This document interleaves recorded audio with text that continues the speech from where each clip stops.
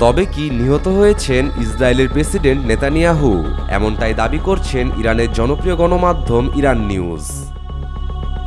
ইরানের আইআরজিসি বাহিনী হুঁশিয়ারি দিয়েছিল আজ তারা ইতিহাসের সবচেয়ে বড় বিধ্বংসী হামলা চালাবে। তারা তাদের কথা রেখেছে। খামেনির মৃত্যুর 12 ঘন্টা না পেরোতেই ইসরায়েলে প্রবেশ করেন তারা এবং নিজেদের তীব্র বুদ্ধি কাজে লাগিয়ে নেতানিয়াহুর বাসভবনে ঢুকে তাকে হত্যা করেন।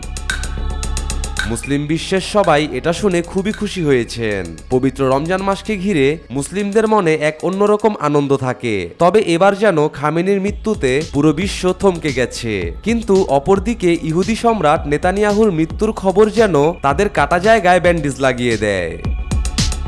রমজান মাসে আয়াতুল্লাহ আল খামেনিকে হত্যা করে তারা একটি নেক্কারজনক কর্মকাণ্ড করেছে, যার সমালোচনা করছে পুরো বিশ্ববাসী। আয়াতুল্লাহ আল খামেনির মৃত্যুর পর ইরানের সাধারণ জনগণের মধ্যে দেখা দিয়েছে শোক এবং ইসরায়েলের প্রতি বিক্ষোভ।